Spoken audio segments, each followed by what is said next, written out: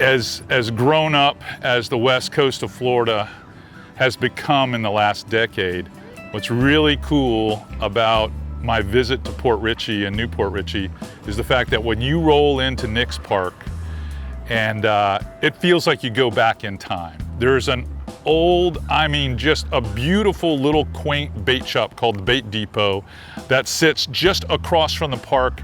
And believe it or not, they have everything in there. Like this morning, I was short a few mirror lures and I wanted to make sure that we had them when he said that we were gonna go snook fishing. We're gonna need really small baits. I was like, great. That's one plug I didn't bring.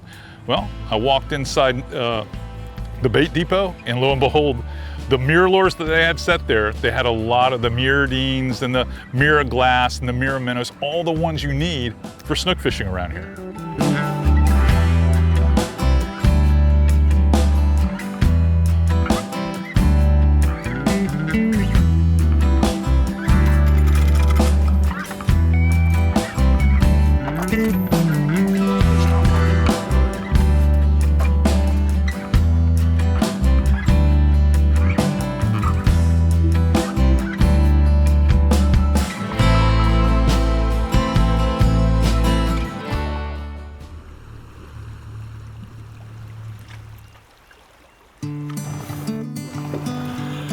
Well, I just looked at the weather app, and it's saying, you know, typical summertime blues.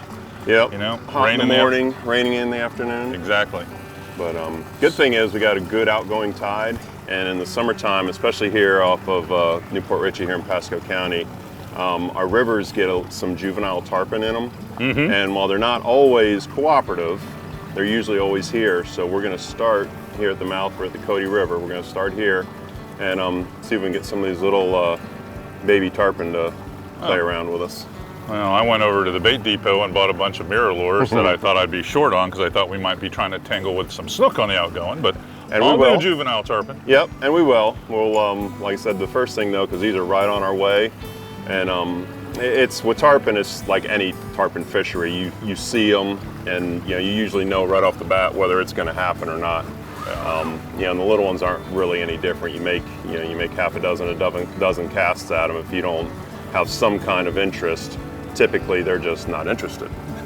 So that's tarpon fishing. Yeah, that is. It doesn't matter if they're 10 or 100. Well, we can always play with a few snook, and you guys have a very reliable redfish area up here, so we've always got those to fall back on if we need to. And those will be a high water, later afternoon type deal. When our water fills up, they'll, the redfish are always happy with water over their backs. Yeah. Especially here, because they do get some pressure here. So yeah, so the higher the water, the happier they are. The happier they are, that's right. That's right. So we'll start with the tarpon, go to the snook, and wind up with the redfish. I like the plan. Summertime blues plan.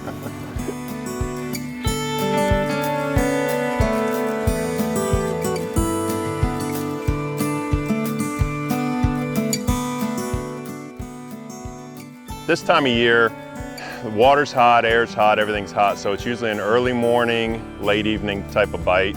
So what happens is, the more moving water you can get in the summertime, the better off you're gonna be. The tarpon are usually good this time of year, redfish, snook, trout not so much, but the main three are probably gonna be the tarpon, redfish, and snook. And as long as you have good moving water, and like I said, you're not fishing in the hottest part of the day, you're probably gonna do well. Lots of us go out and we're weekend warriors and we catch trout, and we catch a couple of flounder, and we may catch some redfish and a snook here and there, but no one ever catches tarpon or talks about it. And when you have the opportunity to target tarpon, it just, I don't know, I think every one of us just are attracted to the tarpon. It's just one of those fish that everyone wants to say, hey, I got a tarpon today. So it always seems like right in here.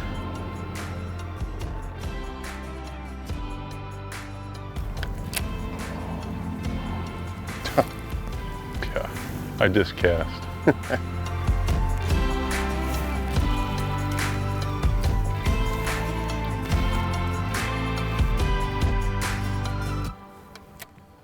Here we go. Woo! Oh, he came off.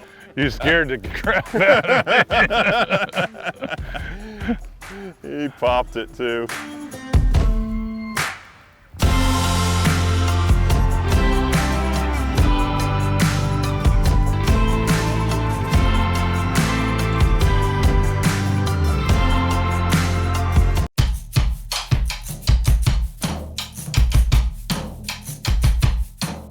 One of the cool things about being a professional fishing guide in Florida is we have this, like the seasons that we all follow, and we have our clients kind of follow us through these seasons.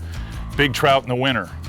Springtime, we're looking for redfish and snook that are coming out of the transition areas. We get to summertime, the first thing we want to do is tarpon fish.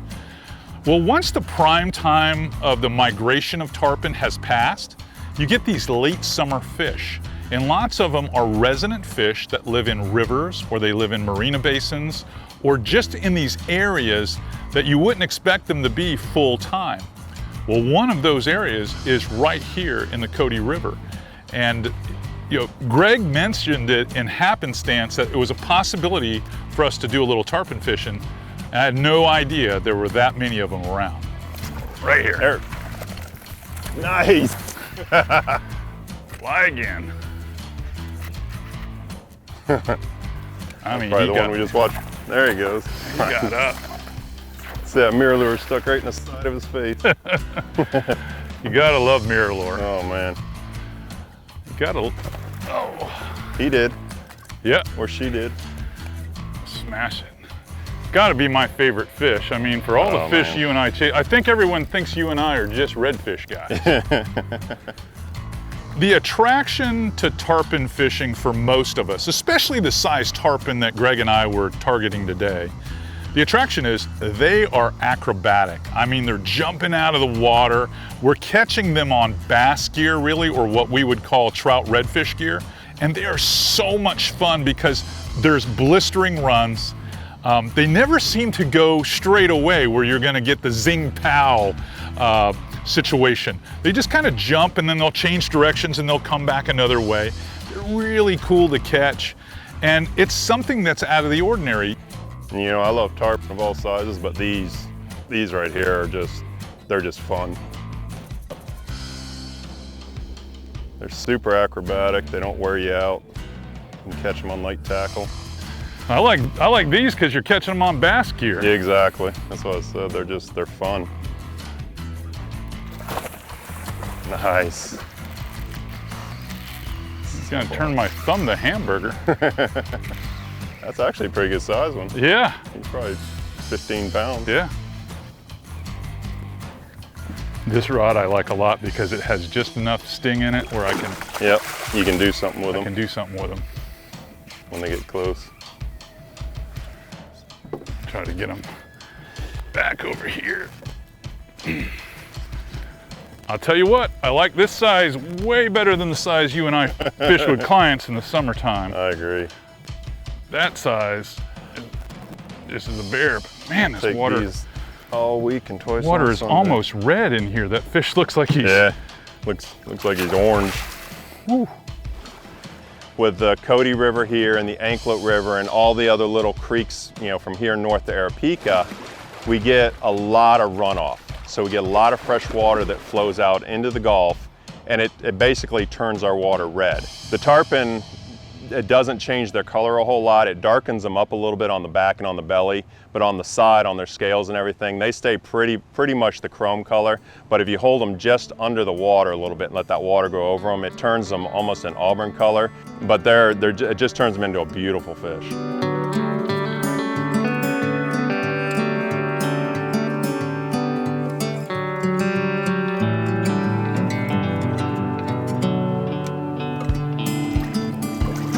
There you go. He's off to be a tarpon again. Cool. Nice. That was nice. Let's get another one. And he stayed on. You love it when tarpon stay on. Tarpon that size, Never. Always do the quick release. That was a good sized fish. They're normally about, that one was probably 15, 20 pounds. They're normally about 12 is on the big side. Yeah, So that that's was cool. That was unbelievable.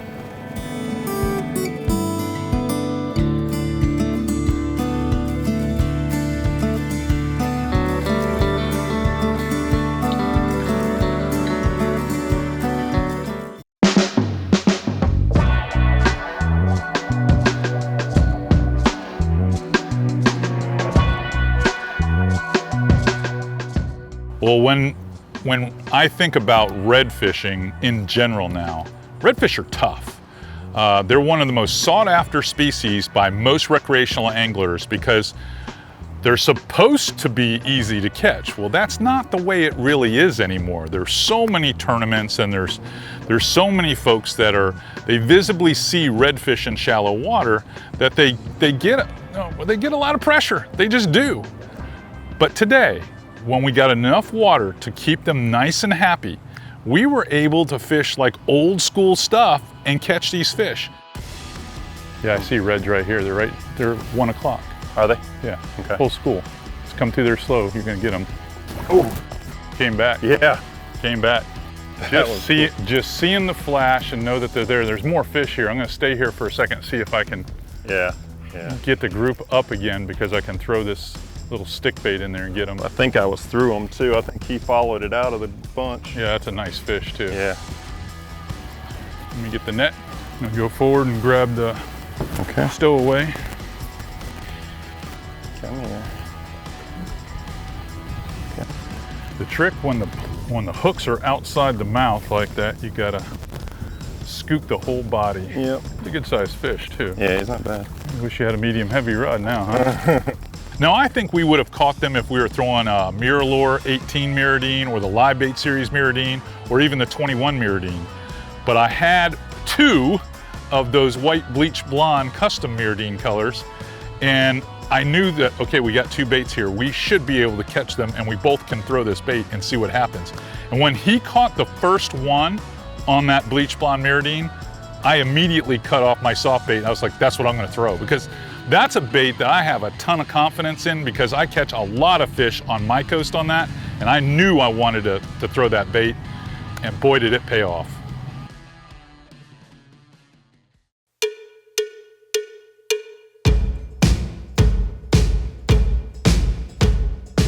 Ooh, there he is. Got him? Got it on. He got it right on the stall. Yeah, I saw that one roll over and eat. Right on the stall.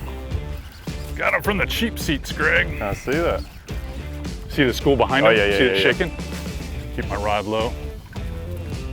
It's like we never left Louisiana, you and I. Kind of nice to see a school of fish around here. You just don't, and you don't get that hardly anymore. No. But your area, as close as it is to, you know, population density of Tampa Bay, you guys still have a lot of fish here on the Sports Coast. We do, and what happens is, you know, like everywhere this time of year, we'll start to get the redfish here, and, you know, as pressure hits them, it'll break them up a little bit. But if you get them when they're first here, you know, you'll get a few weeks of them. Oh yeah. You know, where they're like this.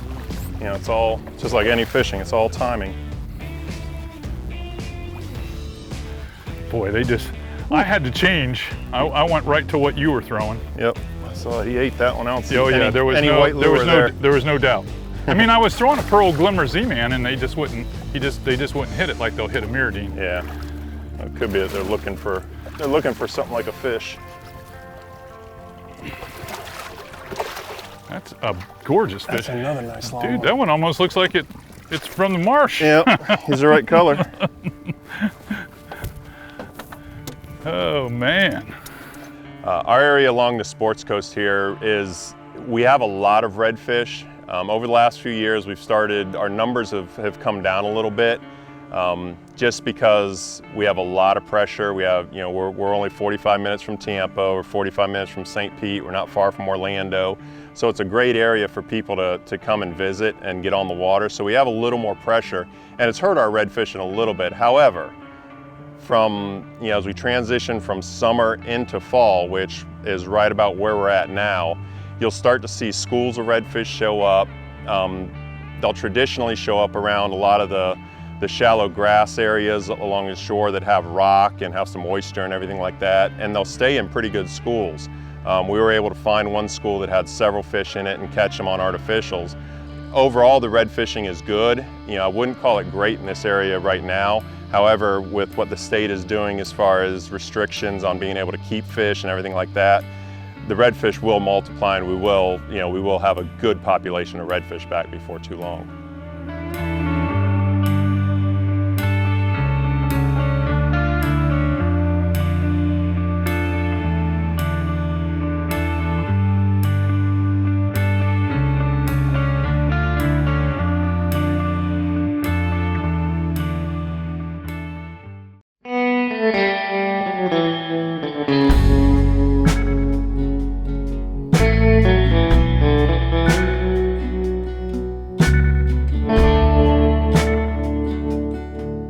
What's funny, Greg, is we got run out of Louisiana by Marco and Laura. I mean, abruptly. Yes. We've been home, what, 2 weeks? Mm-hmm. Since I've been home at my house up on the Nature Coast, it's rained every day. Yeah. And it's probably rained every day down here. And it looks like right now between the ramp down there and that right there, we are probably gonna get run out again. Yeah, it's this time of year. I mean, you can, you know, the old saying is you can set your watch by the storms in Florida in the afternoon, and it's pretty well true. I mean, you wake up in the morning and you feel that humidity, and you know, as soon as that sea breeze shifts west, you know, it's going to start. It stacks them up. Yep, stacks them up, and then they just start moving this way. And the storms themselves, I mean, they're, you know, we all grew up watching them. I mean, they're one of the coolest things you see. I love watching them build and everything like that. I like watching them from the cab of my truck. Yeah, you have to you have to be careful anymore. You know, the lightning. Yeah. You know, and that's always the sketchy part with the summer storms. They've got so much electricity in them, and because they get big and strong in a hurry with some big downdraft winds. And yep. Yeah, I know a lot of people that have been caught in them, and you know, they're out in 40, 50 mile an hour winds. You know, it's not a long time, but it's long enough. Oh, it can sink your boat. Yep, it's long enough. Long enough, it can sink your boat. Yes, always know where you're at and where you got to get to.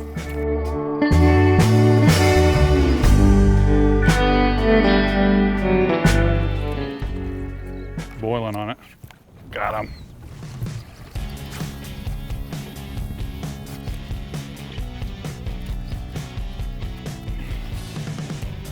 Is that jack?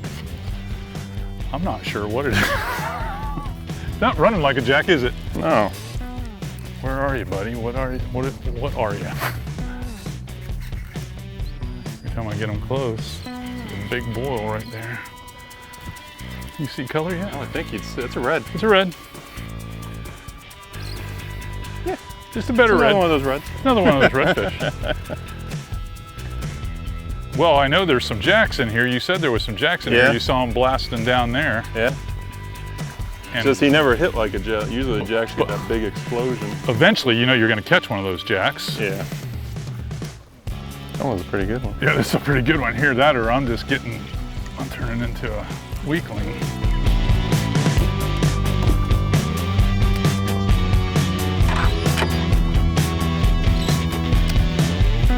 Another sucker for the bleach blonde.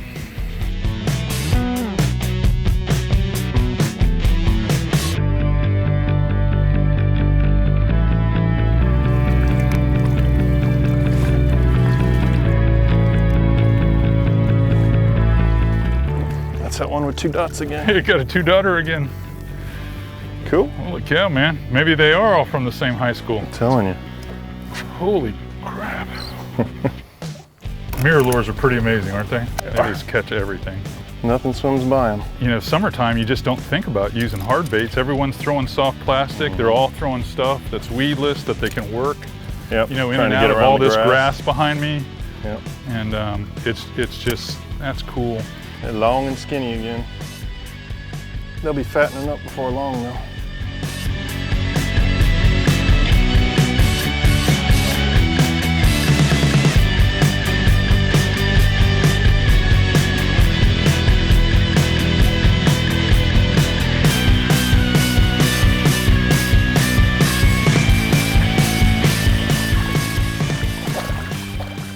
You know your day is going to be ended by rain. And that's exactly what happened today. We're in a situation where, you know, the camera boat captain, Jeremiah Carlucci's looking at his phone. He's like, guys, you got like 15 minutes. Guys, you got like 11 minutes before the rain's here. It's like, Jeremiah, I can look over my shoulder. I see the clouds coming. We know the rain's coming. We know it. And we were trying to squeeze every bit of juice out of that last spot because it was so much fun. But when you live in Florida, and you're expecting the weather to go, you know, one way or the other, the only thing that you can really expect is change, because that's the only expectation I ever have when I fish here at home. Respectable fish. 2 spots on one side, 1 spot on the other. Nice.